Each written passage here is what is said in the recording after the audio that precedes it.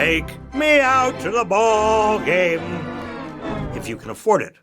Sporting events bring us together, but nowadays a trip to the big game is out of reach for many Americans.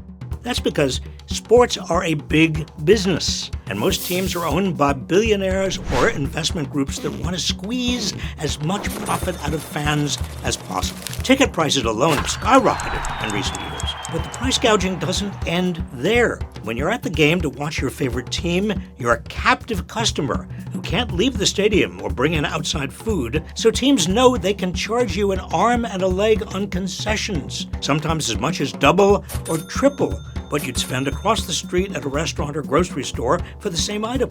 When you add everything up, it costs the average family of four a fortune to attend a single game. Who can afford that? But here's the kicker.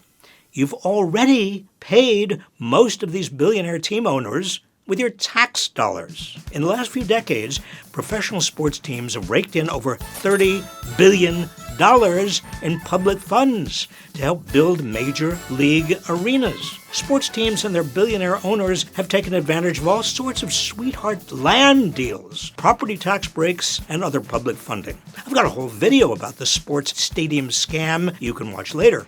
It's bad enough that we're subsidizing extremely profitable sports teams with our tax dollars, but we're letting them charge us $17 for a beer and $11 for a damn hot dog? There's a way to tackle this. States and cities should pass what are known as street pricing laws for any stadium or venue that receives public funding from taxpayers. This would require that stadium food and drink be sold at prices comparable to nearby bars or restaurants outside the stadiums.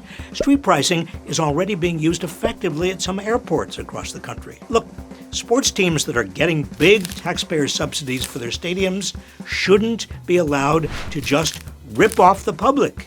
Not at the concession stand, and not at the box office either. If sports teams are getting public money, they have a public responsibility to make tickets affordable. And that way you can actually take me out to the ball game.